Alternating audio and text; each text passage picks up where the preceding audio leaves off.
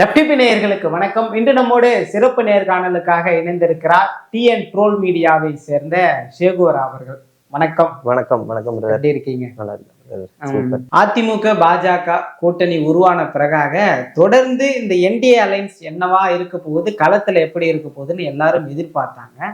இப்போ கிட்டத்தட்ட 65 சீட்டுக்கு மேல பாஜக கேட்கிறதா சொல்லப்படுது. எப்படி சமாளிக்க போகிறார் எடப்பாடின்ற ஒரு கேள்வி இருந்தது இல்ல, எப்படி பாக்குறீங்க? அப்படின்னா அதிமுகவை அழிக்கிறதுக்கான நம்பர் இது. அதிமுகவை அழிக்கிறதுக்கான நம்பர் அப்படின்னா அதிமுகவோட செல்வாக்கு எந்த தொகுதிகள்லாம் அதிகமா இருக்கோ அதெல்லாம் பாஜக பாயிண்ட் அவுட் பண்ணி கேக்குது. அப்ப என்ன ஆகும்? அந்த தொகுதியிலலாம் அதிமுகவோட செல்வாக்கு குறைஞ்சிரும். அங்க பாஜகவோட முதுகு மேல ஏறி பாஜக ஜெயிச்சிரும். அங்க இருக்கிற ஸ்டார் கேண்டிடேட்டா யாரோ ஒருத்தர் இருக்கிறாங்கன்னா அவங்களுடைய செல்வாக்கு போயிரும். இந்த எம்எல்ஏவோட செல்வாக்கு அதிகரிச்சிரும், பாஜகவோட எம்எல்ஏ வாக்கு அதிகரிச்சிரும். அப்ப நம்ம அதிமுகவை ஈஸியா காலி பண்ணிடலாம். இதுக்காக தான் 70 சீட்டு கூச்சமே இல்லாம சங்கடமே இல்லாம கேட்கறாங்க. இவங்களும் அமைதியா இருக்கிறாங்க. இவங்களும் அமைதியா இருக்காங்க. தான் கட்சிக்கு தானே குழி நோண்டிக்கிட்டு இருக்கிறாங்க. பாஜக எல்லாம் 70 சீட்ல நிக்கலாமா? தமிழ்நாட்டுல என்ன இது இருக்கு நிக்கிறதுக்கு? அப்ப இப்படிலாம் இதெல்லாம் எதுக்குன்னா, இப்படி 25 சீட் வாங்கி 4 சீட்டு ஜெயிச்சாங்கல்ல, அந்த மாதிரி இந்த வேலையை பாக்குறதுக்கு தான். பல இடங்கள்ல அதிமுகவை காலி பண்ண வைக்கிறதுக்கு தான்.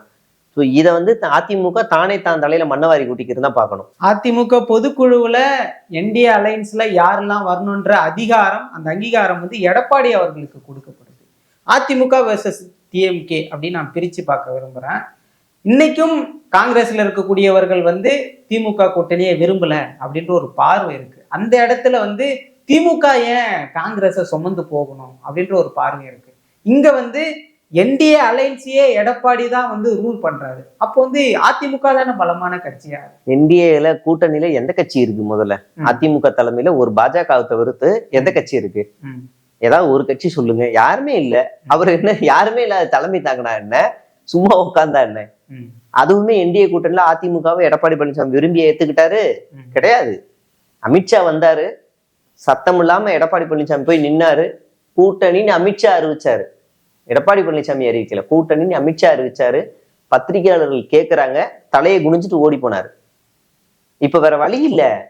இப்போ கூட்டணி வேணுமா வேணாமான்னு முடிவு பண்ற இடத்துல பாஜக தான் இருக்கே தவிர எடப்பாடி இல்ல. சும்மா பேருக்கு வேணா சொல்லிக்கலாம் அவரு தான் வருவாரு அப்படின்னு, அப்படிலாம் கிடையாது. இப்ப பாமக அதிமுக கூட்டணி தான் இருக்குன்னு உறுதியா சொல்ல முடியுமா? தேமுதிக அங்கதான் இருக்குன்னு சொல்ல முடியுமா? யாருமே இல்ல. இது ஒரு நூல இருந்த பட்டம், சும்மா காத்துல மிதக்குது. ஆனா இந்த பக்கம் திமுக பக்கம் வந்தீங்க அப்படின்னா இது குட்டையை குழப்புற வேலை. கொஞ்ச நாள் முன்னாடி இந்த பிளே திருமாவளவன் அவர்களுடைய விசிகா பார்ட்டியை வச்சு பேசினாங்க, ஆட்சியில் பங்கு அப்படி இப்படின்னு குழப்பினாங்க. அவர் ரொம்ப தெளிவா ஸ்டாண்ட் எடுத்தாரு. இவர் எனக்கு தெரியும், உங்க வேலை போய் பாரு கிளம்புன்னு அதை ஒரு அமுச்சு விட்டு ரொம்ப தெளிவா ஸ்டாண்ட் எடுத்துட்டாரு. இப்ப அவரை பிடிக்க மாட்டாங்க. அடுத்து காங்கிரஸ் நோன்றாங்க. ஏன் காங்கிரஸ் நோன்றாங்கன்னா, காங்கிரஸ் இங்க 2 கோஷ்டியா இருக்கு, அதனால இங்க காங்கிரஸ் நோன்றாங்க. அவங்க ரொம்ப தெளிவா இருக்கிறாங்க. நாடாளுமன்ற தேர்தல்ல காங்கிரஸ் தலைமையில தான் இந்தியா கூட்டணி இருக்குன்னு. அப்படின்னமோ திமுக இங்க காங்கிரஸை விட விரும்பாது, ரொம்ப தெளிவா இருக்கு. அதே மாதிரி காங்கிரஸும் தான் ஆட்சி செய்யற மாநிலத்திலேயே எல்லா தொகுதியிலையுமே ஜெயிக்க முடியல, தமிழ்நாட்டுல மட்டும்தான் 40க்கு 40 ஜெயிக்க முடியுது. அப்படின்னும் போது இந்த தொகுதியை காங்கிரஸ் இழக்குமா? 25 சீட் வாங்கி 19 சீட்ல ஜெயிக்கிற காங்கிரஸ் தற்போதைய ஆச்சரியக்குரியான ஒரு கட்சிக்குள்ள போய் உட்கார முடியுமா? இல்ல அதிமுக போய் உட்காருமா? அதுக்கு அது பாசிபிளே இல்லை. அப்ப இவங்க 2 பேரும் ரொம்ப தெளிவா இருக்கிறாங்க. கரெக்டா நாங்க ரூட் எடுத்துட்டு போயிட்டு இருக்கோம் அப்படின்னு கரெக்டா இருக்காங்க. இங்க நீங்க இந்த இந்தியா கூட்டணியில தமிழ்நாட்டுல இருக்க கட்சிகளோட பட்டியலை போட்டா போட்டுக்கிட்டே இருக்கலாம். அதிமுகவுல எத்தனை கட்சி இருக்கு என்டிஏ கூட்டணியில? பிரிந்திருக்காங்க, சேருவாங்க. யாரு? மன்சூர் அலிகானா இல்ல கூல் சுரேஷ் தான் வரணும், வேற யாருமே இல்ல. பிரிந்திருக்கிறவங்களா ஒண்ணு சேரணும்னா எடப்பாடி பழனிசாமி தான் மனசு வைக்கணும். நான் தான் அப்படின்னு உட்கார்ந்து இருக்காரு. உன்னை அழிக்கிறதா என்னோட வேலைன்னு டிடி தினகரன் சொல்றாரு. எடப்பாடி பழனிசாமியை விரட்டுறதா என்னோட வேலைன்னு சசிகலா சொல்றாங்க. இப்ப இந்த இந்த இந்த இதெல்லாம் எப்படி நீங்க 3 மாசத்துல சரி பண்ணுவீங்க? வாய்ப்பே இல்லை. கடைசியில பார்த்தா ஏதாவது ஒரு ஒண்ணு இல்லாத சின்ன கட்சி வரும், அதை வச்சா இந்த வண்டியை ஓட்டணும். இப்ப இந்த கூட்டணியும் இந்த கட்சியுமே அழியிற நிலையில இருக்கு. இதை எடப்பாடி பழனிசாமி கொஞ்சம் தூக்கத்துல இருந்து எந்திரிச்சு இதை காப்பாற்றணும். இந்த பக்கம் இந்தியா கூட்டணி எந்த சட்ட சிக்கலும் இல்லாம எந்த மனஸ்தாபமும் இல்லாம ரொம்ப தெளிவா இருக்கிறாங்க. சீட் ஷேரிங் பத்தி பேசுனா கூட அது எல்லாமே உள்ளரங்கத்துக்குள்ளேயே நடந்துரும். எவ்வளவு பேசினாங்க, என்ன பேசினாங்க எல்லாம் உள்ள. இப்ப இங்க 70 சீட்டு கேட்டிருக்கெல்லாம் வெளியரங்கம் வரைக்கும் வருது, வெளியே டிபேட்லாம் ஆகுது. 70 சீட்டு கேட்கிறாங்களா பாஜக அப்படின்னு. அப்ப இந்த 2 கூட்டணி ரொம்ப தெளிவா இல்ல. இந்த கூட்டணி ரொம்ப தெளிவா இருக்கு, ஆனா இந்த பாஜக அதிமுக கூட்டணி தெளிவாவே இல்லை. காரணம் திமுக தான் காங்கிரஸை வெற்றி பெற வைக்கிறது. ஆனா இங்க அதிமுக ஜெயிக்கணும்னா பாஜக வேணும். அதனால அவங்க வந்து சீட்டை சேர்த்து கேட்கலாம் இல்லையா? அதிமுக இல்ல, பாஜக ஜெயிக்கணும்னா அதிமுக வேணும், அப்படிதானே கேட்கணும். அதிமுக ஜெயிக்கணும்னா பாஜக வேணும் அப்படின்ற ஒரு நிலைமை இன்னைக்கு வந்துருச்சு இல்ல? வாய்ப்பே இல்ல, அப்படிலாம் கிடையாது. எப்பொழுதுமே களத்துல வந்து திமுக வெர்சஸ் அதிமுகன்னு இருக்கும். ஆனா கம்பாரிசன் ஓட் பேங்கிங்ல வந்து 2024 வந்து பாஜகவும் அதிமுகவும் எடுத்து அந்த வாக்கு வங்கியை நம்ம வந்து இல்ல அது வந்து நாடாளுமன்ற தேர்தல். நீங்க சட்டமன்றத்துலன்னு பார்த்தாக்கா அதிமுகவுக்கு தான் வாக்கு வங்கி இருக்கு, இங்க ஓட் பூத் இருக்கு, கீழே களப்பணியாளர்கள் இருக்காங்க, எல்லாருமே இருக்கிறாங்க. நீங்க பாஜகவுக்கு சோறு வேணா போடுறோம், ஓட்டு போட மாட்டான்ற நிலைமை தான் இந்த இடத்துல இருக்கு. பாஜகவுக்கு இங்க ஓட் பூத்தே கிடையாது, பேனர் வைக்க ஒரு 4 பேர் இருக்கான், போஸ்ட் ஓட்ட ஒரு 2 பேர் இருக்கான், அவ்வளவுதான். ஆனா அதிமுகவுக்கு தான் களப்பணியாளர்கள் இருக்கிறாங்க, பெருவாரியான ஆளுங்க இருக்கிறாங்க. அதிமுக தயவு இருந்தாதான் பாஜக ஜெயிக்கும், இல்லைன்னா ஜெயிக்காது. இல்லைன்னா பாஜக தனியா நின்று எத்தனை சீட்டு ஜெயிக்கும்? இருக்கிற நாளும் பிச்சுக்கிட்டு போயிடும். அதிமுக தான். இப்ப நான் ஒண்ணு சொல்றேன், அதிமுக பாஜகவை கழட்டி விட்டா அவங்களுடைய ஓட் பேங்கே எகிரும். அதிருப்தியில இருக்க பல பேர் ஓகே இவன் கழட்டி விட்டான் நம்ம ஓட்டு போடுவோம்னு ஓடுவாங்க. அதனால பாஜகவை நம்பிலாம் யாருமே இங்க இல்ல. பாஜக தான் இங்க அதிமுகவை நம்பி இருக்கு. அப்புறம் விஜய் நம்பி இருக்கு, விஜய் எப்படியாவது ஓட்ட பிரிச்சு கொடுத்துருவாரு, நம்ம ஜெயிச்சிடலாம் அப்படி நம்பி இருக்கு. தேசிய ஜனநாயக கூட்டணியிலிருந்து பிரிந்து சென்றவர்கள், அதிமுகவிலிருந்து பிரிந்து சென்றவர்கள்லாம் மீண்டும் அந்த கூட்டணியில அங்கம் வகிக்க தாவேக்கா தடையா இருக்கா? ஏன்னா அவங்களுக்கு ஒரு ஆப்ஷன் இருக்கும் அப்படின்ற ஒரு பார்வை இருக்குல்ல. அப்படி வேணா சொல்லலாம், அப்படி வேணா சொல்லலாம். அதுவுமே என்னன்னா தாவேக்காவை அவங்க யூஸ் பண்ணிக்கிறாங்க. அது யாருக்கு பெரிய சிக்கலாகும் அப்படின்னா, அதுவுமே தாவேக்காவுக்கும் அதிமுகவுக்கும் தான் சிக்கலாகும்.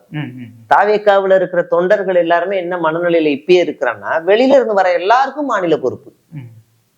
நேத்து வராரு மாநில பொறுப்பு, சிடிஆர் வராரு மாநில பொறுப்பு, ஆதவ் வராரு மாநில பொறுப்பு, அருண்ராஜ் வராரு மாநில பொறுப்பு, நாஞ்சில் வராரு, அப்புறம் இவர் அந்த கேஎஸ் வராரு, எல்லாருக்கும் மாநில பொறுப்பு. திமுகவும் அதை தானே செய்யுது. எங்க யாருக்கு? அதிமுகவிலிருந்து வந்தவர்களுக்கு எல்லாம் திமுகவில் முக்கியத்துவம் கொடுக்கிற மாதிரி. வைஷ்ணவின்னு ஒரு பொண்ணு வந்துச்சு, என்ன பொறுப்பு கொடுத்தாங்க? செல்வகுமார்னு ஒருத்தர் வந்தாரு 20 வருஷமா விஜய் கூட இருந்து, என்ன பொறுப்பு கொடுத்தாங்க? இவரு மனோஜ் பாண்டியன்னு ஒருத்தர் இங்க வந்தாரு, என்ன பொறுப்பு கொடுத்தாங்க? அப்புறம் அன்வர் ராஜான்னு ஒருத்தர் வந்தாரு, என்ன பொறுப்பு கொடுத்தாங்க? சேர்த்துக்கிட்டாங்க, அவ்வளவுதான். அமைதியா இருங்க, தேர்தல் வரும்போது நாங்க சீட்டு கொடுப்போம், அவ்வளவுதான். நீங்க அங்கதான் ஒரு பெரிய இடத்துல இருந்துருக்கீங்க, வாங்க இப்ப நீங்க அமைதியா இருங்க. வந்த உடனே எல்லாம் பொறுப்பு கொடுக்கல. ரெண்டுத்துக்கு வேரியேஷன் இருக்கு, நான் நிறைய லிஸ்ட் சொல்லியிருக்கேன், வந்து நீங்க நிறைய பார்க்கலாம். அப்ப இந்த இடத்துல வந்த உடனே பொறுப்பு. நீங்க வரதுக்கு முன்னாடி டீலிங், காளியம்மாள் நீங்க வரீங்களா, உங்களுக்கு மாநில மீனவர் அணி செயலாளர் தரேன் ரெடியா பேசி வச்சிருக்காங்க, வேணா அந்த பொறுப்பு வரும், நானே எழுதி தரேன், இந்த பொறுப்பு காளியம்மாளுக்கு ரெடியா இருக்கு, கொடுத்துருவாங்க. அப்ப இங்க வந்தாலே பொறுப்புனா கீழே இருக்கவன் என்ன பண்ணுவான்? வெறுப்பாய் ஓடிடுவான். நீங்க மாற்றே இல்லடா, நீ எல்லாரும் மாதிரி அயோக்கிய பையன போய் அப்படின்ட்டு ஓடிடுவான்.